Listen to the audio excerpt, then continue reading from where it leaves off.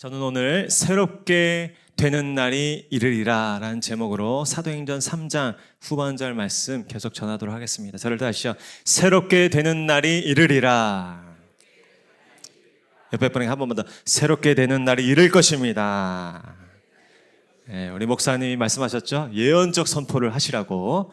여러분들이 말하고 선포하는 대로 하나님께서 이루어 주실 줄로 믿습니다. 오늘 본문은 베드로와 요한이 제9시 기도 시간에 성전에 올라가다가 성전 미문 앞에 구걸하고 있던 한 오래된 안진뱅이를 손으로 붙잡아 일으켜 걷게 한 그 놀라운 초대교회의 첫 번째 그 기적의 기사 이후에 나타난 본문입니다. 여러분, 기적이 참 중요하지만 기적 이후도 참 중요한 것입니다. 그리고 성경 보면 기적은 정말 우리에게 소중한 신앙의 득이 되기도 하지만 자칫 잘못 사용하면 이것이 독이 되기도 한다라는 것을 우리가 보게 되는 것입니다. 베드로는 그래서 이 점을 잘 주의하면서 오늘 군중들에게 다시 이 사건을 기회 삼아 예수의 복음, 예수 그리스도의 그 복음의 핵심을 증언하고 있는 것입니다. 여러분, 오늘 이 베드로의 설교 또다시 우리가 듣게 되는데 그 설교의 결말은 다른 것이 아닙니다. 제가 만약 베드로라고 생각했을 때 그렇게 이 기적을 베풀고 또 설교를 하고 온갖 그 핍박을 받으면서 사역을 하는 이유가 무엇이겠습니까? 내가 경험한 예수, 내가 받은 이 은혜, 이 축복을 너희도 믿고 너희도 받고 너희도 누리길 원한다. 그 하나님의 복을 받고 누리길 원한 마음 아니겠습니까? 우리 26절 말씀, 마지막 말씀인데 한번 같이 읽겠습니다. 시작. 하나님이 그 종을 세워 복 주시려고 너희에게 먼저 보내사 너희로 하여금 돌이켜 각각 그 악함을 버리게 하셨느니라. 저를 따르시죠. 복 주시려고, 한 번 더 복 주시려고. 그렇습니다. 사도 이 베드로의 마음, 또 예수님의 마음, 이것이겠죠. 어떻게 해서든지 창세 때 우리에게 맡겨주신 그 복을 잃어버리지 않고 죄 때문에 어둠 때문에 빼앗기지 않고 다시 누리도록 그 복을 다시 받도록 오늘 이 베드로도 열심히 말씀을 전하고 있는 것입니다. 오늘 이 자리에 계신 모든 분들, 이 자리에 나온 것도 무엇 때문이라고요? 복 주시려고 믿으시기 바랍니다. 하나님께서 여러분에게 어떤 복인지는 모르겠지만 어쨌든 복을 주시려고 이 자리로 부르신 줄로 믿습니다. 오늘 이 말씀을 나누면서 그 복, 베드로가 전하기를 원했고 예수님이 십자가에 달려 죽으면서도까지 베풀기 원하시던 그 복을 어떻게 우리가 받고 누리는지 한번 살펴보길 원하는 것입니다. 먼저 우리가 기억해야 할 것은 이것이에요. 저를 따지죠. 사람이나 기적의 시선을 빼앗기지 말고 오직 예수를 주목하라. 이것이 먼저 필요하다는 것입니다. 우리 11절 12절 말씀 한번 같이 읽겠습니다. 시작.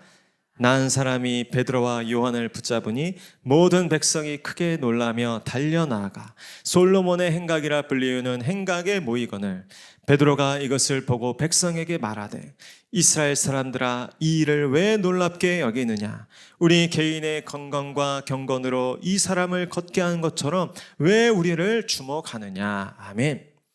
사도행전은 초대교회에 성령이 충만하게 임하자 이 사도들을 통해서 다양한 많은 기사와 표적이 일어났다고 증언하고 있습니다. 아까 말씀드린 것처럼 지난주 그래서 그 많은 기사 중에 첫 번째로 이 사도행전의 기적이 기록되었는데 그것은 다름 아니라 이 베드로와 요한이 성전에 기도하러 가다가 이 태어나면서 한 번도 못 걸었던 이 병자를 일으켜 걷게 한 사건, 그것이 기록되었다는 것이죠.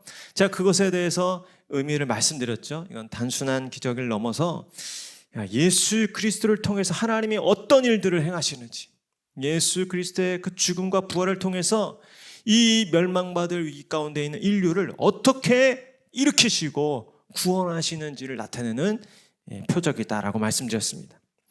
문제는 이러한 놀라운 기적이 사도 베드로와 요한을 통해 일어나자 사람들이 베드로와 요한을 주목하기 시작했다라는 것이죠. 여러분, 그럴 만도 하지 않습니까? 이 병자는 하루 이틀 그곳에 주저앉아 있던 사람이 아니었습니다.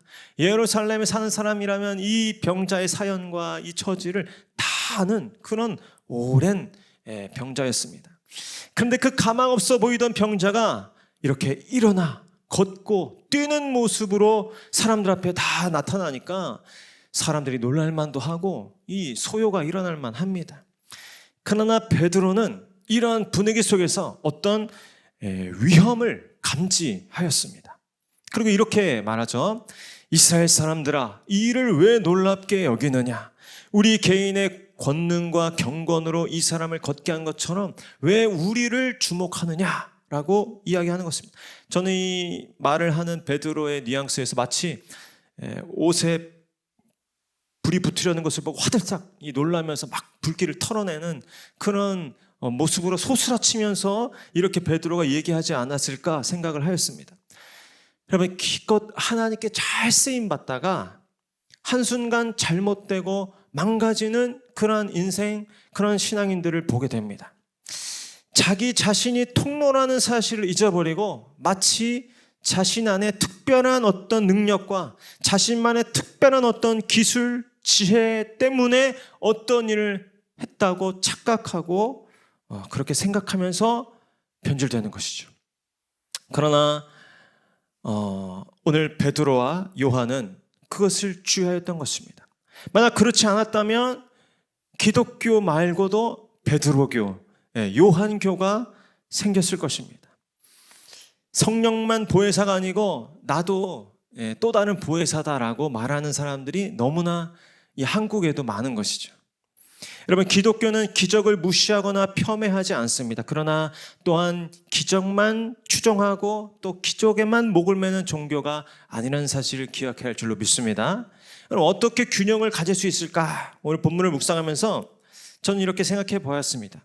정말 놀랄 것에 대해서 놀라고 정말 주목해야 할 것에 대해서 주목해야 되는데 정작 놀라야 될 것에 대해서는 놀라지 않고 별로 놀라지 않을 것에 대해서 놀라는 게 잘못된 길에 빠지는 이유가 된다는 것입니다. 그리고 정말 주목해야 될 것은 주목하지 않고 주목하지 말아야 될 것을 주목할 때 우리의 신앙이 변질되고 잘못될 수 있다는 것이죠. 이스라엘 백성들아, 왜 이를 놀랍게 여기느냐?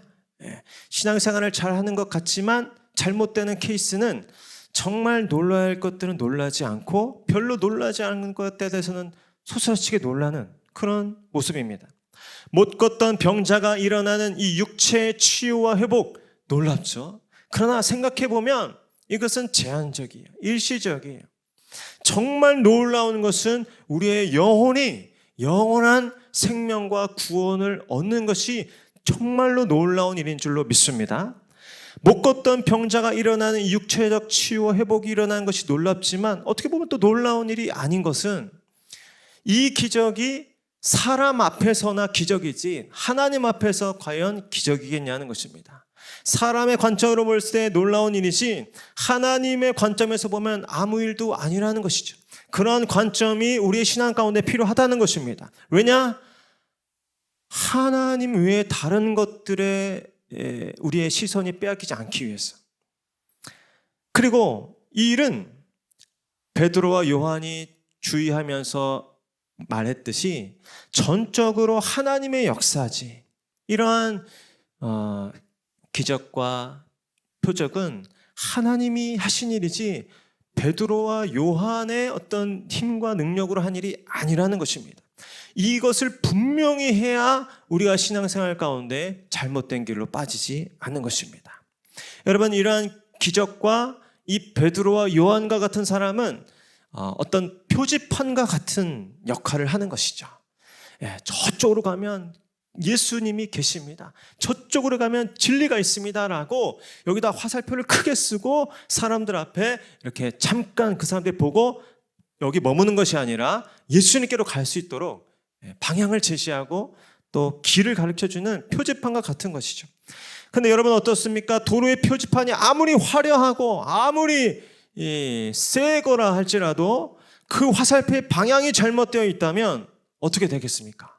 큰 혼란을 야기시킬 것이고 또 사고를 야기시킬 수도 있습니다. 때로는 낭떠러지로 차들을 떨어뜨릴 수도 있는 것이죠.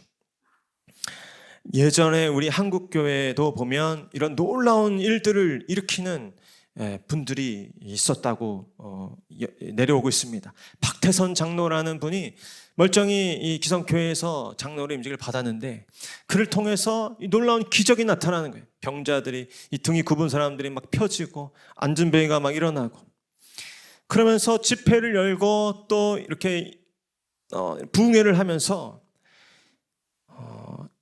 하나의 종교로 자리 잡게 되었습니다. 그래서 천부교라는 종교를 만들게 되었고 이단으로 빠지게 되었죠. 그분의 집회를 하다 보면 놀라운 현상들이 있다는 거예요. 이 죄가 타는 냄새가 난대요. 어떤 냄새인지 모르겠지만. 그리고 막 예배를 하다 보면 꽃향기가 난대요. 그리고 어느 날은 이렇게 예배 집회 드리는 도중에 이렇게 이슬이 내렸다고 합니다. 그러면서 호세아서에 있는 내가 이슬처럼 내게 은혜를 베풀리라 그런 말씀을 붙잡아가지고 이 사람이 하나님의 이슬이다 하면서 막 이 사람을 현혹시키더라고요. 근데 여러분 생각해 보시죠. 꽃향기가 나는 게 뭐 그렇게 대단한 일입니까? 요즘 향수 10,000원이면 사더라고요. 5,000원짜리도 많아요. 제가 설교하다가 삭삭삭 뿌리고 이렇게 하면은 그게 뭐 그렇게 대단한 일입니까? 이슬이 내렸다고요? 그거 그때는 천막 치고 했으니까 온도 차이가 생기면서 이슬이 좀 내릴 수도 있잖아요. 아니면 분무기 갖다 좀 뿌렸을 수도 있고. 그게 뭐 그렇게 놀랄 일인 것입니까? 정말 놀라운 일은 무엇입니까? 우주보다 크신 우리 하나님의 아들이신 예수님께서 정말 티끌과 같은 이 지구상에 한 아이의 몸으로 태어나셔서 나 같은 죄인 때문에 십자가에 달려 돌아 죽으셨다는 사실, 그 사실이 놀라운 사실이죠. 그런데 그 예수님의 그 복음에 대해서는 놀라질 못하고 이렇게 이슬이 내렸더라, 노준성 목사가 설교하는데 죄가 타는 발가락 냄새가 났더라, 왜 이런 걸로 현혹되면 아무 쓸데가 없는 것입니다. 여러분, 바라기는 일부를 얘기했지만 여러분이 신앙생활 하면서 정말 감격하고 놀라야 될 것에 마땅히 감격하고 놀라는 은혜가 있기를 축복합니다. 그 외에 놀랄 필요가 없고 두려워할 필요가 없고 감격할 필요가 없는 것들은 그냥 담담하게 지나가는 것입니다. 여러분, 오직 하나님 한 분만 두려워하시고 또 하나님 한 분 앞에서만 놀라워하실 수 있는 저와 여러분 될 수 있기를 축복합니다. 그러면서 또 어떻게 얘기합니까? 왜 우리를 주목하느냐? 같은 맥락에서 이야기하는 것이죠. 베드로와 요한을 주목해서는 구원이 없다는 것입니다. 오직 예수님을 주목할 때 구원이 임하는 것입니다. 베드로와 요한은 그저 통로죠. 그렇기 때문에 베드로와 요한이 아니라 그 뒤에 계신 예수님을 주목해야 하는 것입니다. 그래서 베드로가 많은 우여곡절이 있었지만 얼마나 잘 준비가 되었는지를 보게 되는 것입니다. 베드로가 이 상황 가운데서 봤지? 내가 이런 사람이야. 콧향기 나지? 이런 식이 됐으면 정말 곤란할 뻔했는데 당장 마치 옷에 불이 붙은 것처럼 탁 털어내면서 왜 우리를 주목하느냐, 소스라치면서 베드로가 연단 받은 것이죠. 베드로가 깨달은 거예요. 난 정말 아무것도 아닌, 난 예수님을 3번 부인한 배신자, 난 저 시골 갈릴리 어부에 불과한, 그런데 내가 손을 얹었다고 해서, 내가 예수님의 이름으로 선포했다고 해서 이 병자가 일어났지만 그렇다고 해서 내 힘과 내 노력과 내 권능은 아무 의미가 없다는 것입니다. 오직 단지 그 이름만 불렀을지라도 예수님께 이 병자를 살리는 권능과 기적의 능력이 있다는 사실을 베드로는 분명히 알았던 것입니다. 저는 바라기는 여기 계신 분들도 이런 베드로 같은 연단과 또 겸비함이 있기를 축복합니다. 그래서 제가 생각할 때 하나님께서 오늘날 이 시대에도 초대교회 같은 그런 기적을 마음껏 베푸실 법한데 왜 그런 일들이 좀 드물까? 많은 다른 요인, 우리가 알지 못한 요인들도 있겠지만 어떤 요인 중에 하나는 하나님께서 기적을 베푸시는 게 어려운 게 아니라 그 기적 이후가 어려워지기 때문에, 한국 교회가 어지러워지기 때문에 하나님께서 마음껏 일하시지 못하는 것은 아닐까. 만약에 정말 베드로처럼 이렇게 덤덤하게 하나님이 하셨지 뭐 내가 하셨나? 그런 태도로 하나님의 일을 하는 사람들, 하나님의 일들을 감당하는 사람들이 정말 많아진다면 하나님의 기사와 표적은 오늘날 이 시대보다 더 많이 일어나지 않을까 저는 생각하게 되는 것입니다. 그래서 혹시 여러분들 중 가운데 나는 정말 부족한 사람이야, 나는 정말 가망 없는 사람이야, 이렇게 베드로처럼 실패했을 때처럼 그런 실패와 또 실수 가운데 힘들어하는 분이 계십니까? 어떤 의미에서는 하나님이 여러분들을 다듬어 주시고 연단하시고 그릇으로 준비하고 시키는 과정인 줄 믿으시기 바랍니다. 주 안에서 꼭 맞습니다. 자기 부인이 되지 않은 사람을 하나님은 결코 사용할 수가 없습니다. 자기 의가 막 바득바득하고 조금만 뭘 하면은 그저 이렇게 우쭐거리고 어깨가 이렇게, 그런 사람들을 데리고 하나님은 어떻게 일을 하실 수 있겠습니까? 베드로처럼 나는 정말 예수님 3번 부임한 실패자야. 나는 아무것도 할 수 있는 게 없어. 하나님이 하셨어. 철저하게 자기 일을 부인하는 그 사람을 통해서 하나님이 비로소 일하시고 하나님의 나라를 세우실 줄로 믿습니다. 그러니까 여러분들 실패 가운데 있다고 또 지금 쓰러져서 이 힘든 시간을 보내고 계시다고 결코 실망하지 마십시오. 그 어느 분보다 하나님께서 특별히 여러분들을 큰 그릇으로 준비하고 계신 과정인 줄 믿으시길 바랍니다. 그 하나님의 손길을 우리는 기억해야 하는 것입니다. 그래서 우리는 생각해야 되는 것입니다. 누구도 아닙니다. 사람에게 우리의 시선을 빼앗길 필요 없습니다. 내 어떤 형편의 시선을 빼앗길 필요도 없습니다. 오직 하나님만 바라보는 것입니다. 저를 따르시오. 사람에게 시선 뺏기지 않습니다. 오직 예수님만 주목합니다. 저와 여러분의 고백이 되기를 축복합니다. 또 우리 13절로 우리 15절까지 말씀 한번 같이 읽겠습니다. 시작. 아브라함과 이삭과 야곱의 하나님 곧 우리 조상의 하나님이 그의 종 예수를 영화롭게 하셨느니라. 너희가 그를 넘겨주고 빌라도가 놓아주기로 결의한 것을 너희가 그 앞에서 거부하였으니 너희가 거룩하고 의로운 일을 거부하고 도리어 살인한 사람을 놓아주기를 구하여 생명의 주를 죽였도다. 그러나 하나님이 죽은 자 가운데서 그를 살리셨으니 우리가 이 일의 증인이라. 우리 19절 20절 말씀도 함께 읽겠습니다. 시작. 그러므로 너희가 회개하고 돌이켜 너희 죄 없이 함을 받으라. 이같이 하면 새롭게 되는 날이 주 앞으로부터 이를 것이요 또 주께서 너희를 위하여 예정하신 그리스도 곧 예수를 보내시리니. 아멘. 하나님의 복을 받는 그 비밀 무엇입니까? 저를 다시 회개하고 돌이켜 죄 사함을 받으라. 우리 영혼을 향해서 한 번 더 회개하고 돌이켜 죄사함을 받으라. 이것이야말로 하나님의 복받는 비결인 줄로 믿습니다. 오늘 베드로는 절대 타협이 없는 것입니다. 하나님의 복을 받는 자리 가운데 나아가기 위해서는 철저한 회개가 먼저라는 것입니다. 왜냐하면 하나님과의 관계가 회복되지 않은 채 하나님께서 아무리 많은 복을 주셔도 그 복은 결코 복이 되지 않기 때문입니다. 하나님을 향하여 돌아서지 않은 채 받는 그 모든 복과 재물과 그 명예는 오히려 독이 될 뿐입니다. 세상을 향한 나의 인생의 방향을 돌이켜 하나님을 나의 인생의 목표와 방향으로 삼는 것. 심지어 나의 삶의 평안, 행복, 내 어떤 가정의 안락함도 내 삶의 방향과 목표가 될 수 없습니다. 오직 창조주 하나님이 나의 삶의 방향과 목적이 되는 것, 그것이 회개이고 진정한 돌이킴이죠. 오직 하나님의 영광, 하나님의 계획, 하나님의 뜻을 목표로 삼고 나아가는 것, 그것이 우리의 가장 선하고 복된 창조의 목적으로 돌아가는 일인 줄 믿습니다. 여러분, 그러나 이 회개도 내 뜻대로 안 되는 거예요. 내 노력으로만 되는 것이 아닙니다.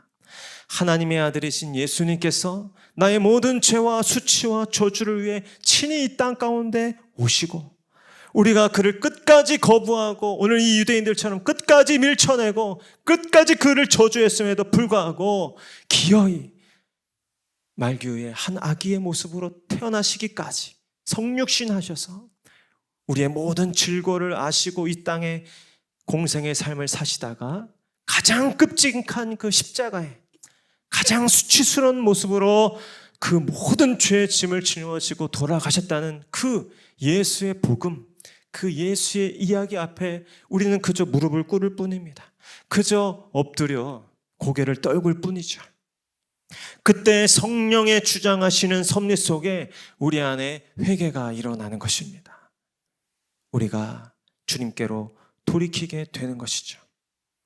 그때 하나님께서 우리의 모든 죄를 도말하여 주시고 다 씻어주시고 다 오늘 보니까 없이 하여 주신다고 하십니다. 여러분 이 사실을 믿으시길 바랍니다. 그리고 정말 여러분과 나누고 싶은 말씀은 이 말씀이죠. 오늘 19절 말씀 보니까 그러므로 너희가 회개하고 돌이켜 너희 죄의 사함을 받으라. 이같이 하면 새롭게 되는 날이 주 앞으로부터 이를 것이요.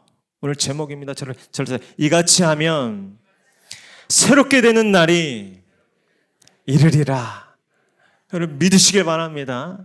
여러분 오늘 성경은 그렇게 회개할 때 새롭게 되는 날이 주 앞으로부터 임한다라고 말씀하십니다. 이 사실을 믿으시길 바랍니다. 여러분 새롭게 되는 날이 이를 것입니다. 여러분 우리가 성형수술한다고 새롭게 되는 것이 아닙니다. 몸무게 몇 킬로 뺀다고 좀 가벼워지긴 하겠지만 새 사람이 되는 것이 아닙니다. 명품 옷을 걸친다고 우리가 새로워지는 것이 아니죠. 그것은 어떤 일시적인 기분 전환만 가져올 뿐입니다. 그러나 예수의 복음, 예수의 십자가와 죽음 앞에 우리가 진정으로 회개하고 돌이켜 죄사함을 받는다면 주 앞으로부터 우리가 온전히 새롭게 되는 날이 임할 줄로 믿습니다. 그 은혜를 우리가 날마다 경험하고 있지 않습니까? 예배 때마다 저도 목회자지만 사실 예배 드리러 나올 때 항상 이렇게 홀가분한 마음으로 나오지 못하죠. 충만하지 못한 채로 나오죠. 그러나 찬양하기 시작하면서 우리의 영이 회복되고 살아나고 또 생명을 얻는 것을 우리가 날마다 경험하지 않습니까? 오늘 새롭게 된다는 말 속에는 상쾌함, 또 휴식, 해방 이런 뜻이 있습니다. 우리에게 그 어떤 것도 진정한 이 안식과 휴식과 해방을 주지 못합니다. 담배가, 술이, 세상 친구가 또 세상 어떤 즐거운 것도 우리에게 참된 안식과 쉼과 해방을 주지는 못하는 것입니다. 오직 예수님의 복음만이 우리에게 참된 안식과 쉼과 해방을 주는 것을 믿으시길 바랍니다.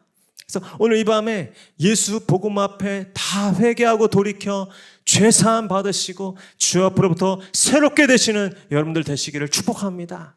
하나님께서 아무리 넘어지고 아무리 쓰러져도 다시 오뚜기처럼 일어나게 하실 것입니다. 옷은 제가 빨아보니까 몇 번 빨면 헌옷이 되더라고요. 빠는 것 같지만 이게 몇 년 빠니까 안 빠지는 얼룩도 있더라고요. 여러분 그러나 예수님의 복음의 능력은 그렇지 않습니다. 아무리 심각하게 무너지고 넘어지고 더럽혀졌을지라도 오늘 이 약속의 말씀을 믿으십시오. 회개하고 돌이켜 죄 없이 함을 받으면 이같이 하면 새롭게 되는 날이 주 앞으로부터 이를 것이요. 여러분 믿으시길 바랍니다. 오늘 이 병자도 이 베드로가 이야기한 것처럼 예수로 말미암는 그 믿음으로 말미암아 완전히 온전히 낫게 되었다는 것처럼 우리가 예수 복음 붙잡고 나와 무릎 꿇고 회개하는 그 자리 가운데 하나님께서 얼마든지 어떤 죄인이든지 어떤 저주와 멸망 가운데 쓰러졌든지 하나님께서는 다 일으켜주시고 회복시켜주시고 오히려 이전보다 더 연단받은 더 크게 확장된 모습으로 우리의 삶을 일으켜 주실 줄로 믿습니다. 70번씩 7번 넘어져도 괜찮습니다. 예수 앞에 나와 뉘우쳐 회개하고 죄업 시험을 받으며 새롭게 되시는 저와 여러분 되시기를 축복합니다. 우리 마지막으로 우리 25절 26절 한번 같이 읽겠습니다. 시작. 너희는 선지자들의 자손이여 또 하나님이 너희 조상과 더불어 세우신 언약의 자손이라. 아브라함에게 이르시기를 땅 위의 모든 족속이 너희 씨로 말미암아 복을 받으리라 하셨으니 하나님이 그 종을 세워 복 주시려고 너희에게 먼저 보내사 너희로 하여금 돌이켜 각각 그 악함을 버리게 하셨느니라. 아멘. 우리 세 번째 비결은 무엇입니까? 모든 족속에게 예수의 복을 전달하는 언약의 자녀로 살라라는 것입니다. 저를 따라하시죠. 모든 족속이 너의 씨로 말미암아 복을 받으리라. 이거 문장으로 외워버리십시오. 하나님께서 아브라함에게 주신 약속입니다. 근데 오늘 본문 보니까 온 선지자들이 기록한 것처럼 그 아브라함의 씨가 누구였다고요? 예수 그리스도였다라는 것입니다. 이 예수 그리스도 안에서 모든 민족이 복을 받고 구원을 받는 것입니다. 어떤 죄인도 어떤 실패한 인생도 예수 앞에 나오면 복을 받는 것입니다. 참된 복을 받는 것입니다. 저는 이 말씀이 예수님께서 또한 우리에게 말씀하시는 것입니다. 너희가 예수를 믿고 내가 너희 안에 거하면 너희들로 말미암아 모든 민족이, 땅의 모든 민족이 너로 말미암아 복을 받을 것이다.